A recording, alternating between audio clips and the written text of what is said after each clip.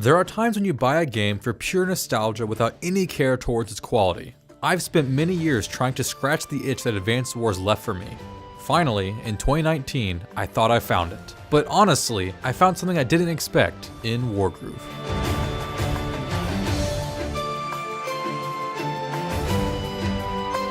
First off, the options. All of your typical settings like audio and language are present, and more impressively, the developers made sure to include quality of life adjustments such as automatically ending your turn, health display, zoom for handheld, etc. that will not leave you wanting more settings. I'm also glad you can customize your audio experience and have accessibility for those with color blindness. In the extras menu, they've made me very proud. Titles who show off their art, soundtrack, and other information is pure gold for the player who actually enjoys getting to know the game.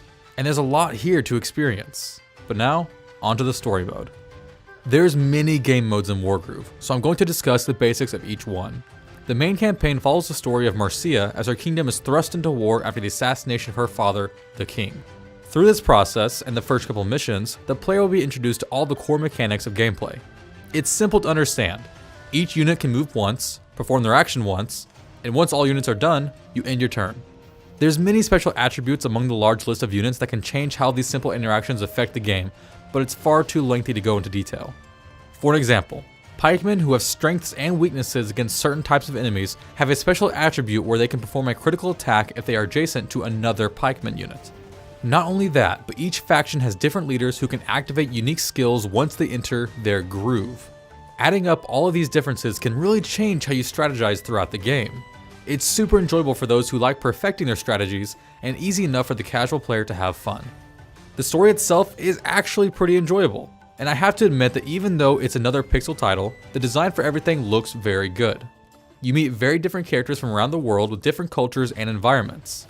There isn't a massive amount of backstory for each one of them, but you get the gist of what each of them stands for. Earlier I said this was the main campaign, because with other game modes, there's actually a lot of creation involved with them. I'll say real quick, anytime you are able to customize maps and share with people online is a massive win for replayability. Everyone can create their own scenario for whichever army and make everything entirely from scratch. A group of friends could try out each other's new map, or you can venture online with anyone. And it doesn't stop there. If you thought making individual maps was cool, how about making entire campaigns? By using the world map, you can place event tiles across the board with specific paths that lead to new events. Players can even set an event to only appear once a certain condition has been met. This is beyond great, and while it may seem unexciting for some, this is a feature that not enough games have. There's also an arcade mode that consists of special scenarios in which each commander must defeat a string of other commanders to complete it. Finally, there's the puzzle game mode. This is all about testing the player's decision-making skills when trying to overcome a complex solution. It's also a great example that every move on the battlefield can have a significant impact on the outcome. Completing is definitely an achievement. All of these game modes show just how much there is to this title. They didn't just leave us with a campaign and wishing for more. Diving into everything will be full of hours played, and that's exciting. But I have to admit that I still have some gripes. First off, it can sometimes feel a bit clunky when ordering units around. It's very easy to overshoot the tiles where they can move, which causes you to deselect them and start over. There's nothing they can do outside of their range, so why not constrain the player to those tiles while a unit is selected? Also, when it's the enemy's turn and I begin to hold down B to make it go faster, if they are currently selecting a tile, it brings up the info screen like it would be as if it was on your turn. This just flat out doesn't make sense to me and is super frustrating. This adds up on the issue of animations taking a bit too long at times. In full disclosure, you can turn off battle animations, but I like keeping them on and skipping them because some are very fun to watch. But forcing the player to hold down B for 3 seconds is wasteful. Why not just double tap B if you don't want one button to skip it? All of these add up when you spend large amounts of time performing the same actions over and over. What about audio?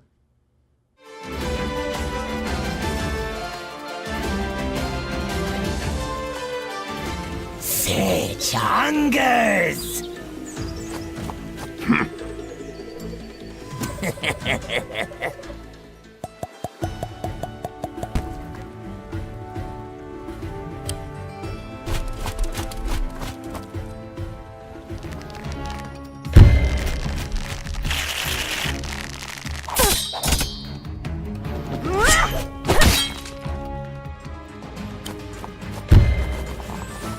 This should do do the trick.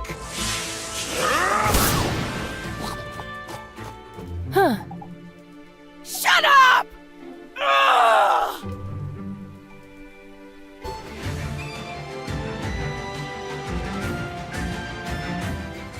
None shall fall while I still stand! Healing aura! I'm a sucker for this style of epic adventure music. It's great and there's so many tracks to love throughout playing. The voice acting is typical for JRPG-esque titles where they say small parts of a sentence at a time. It's well done and I have no complaints. Battle sounds are also pretty epic and distinguishable for each kind of unit across different factions. Sound is very important and they did a good job on this one. And because we are playing on the Switch, how's the handheld? The added zoom option makes it super easy to avoid squinting. Everything is rendered extremely well on the smaller screen, and it isn't much of a battery hog either. Matches can take quite a long time, so it's good that you can make the Switch sleep and quickly get back into the action when you can, but it can sometimes mess with your strategy if you have to put it down and come back. If I had to make one complaint about Handheld, is that I wish there was touch support. Into the Breach shows just how well tile-based movement can work with touchscreen, and I think it can actually speed up quite a bit of gameplay if implemented.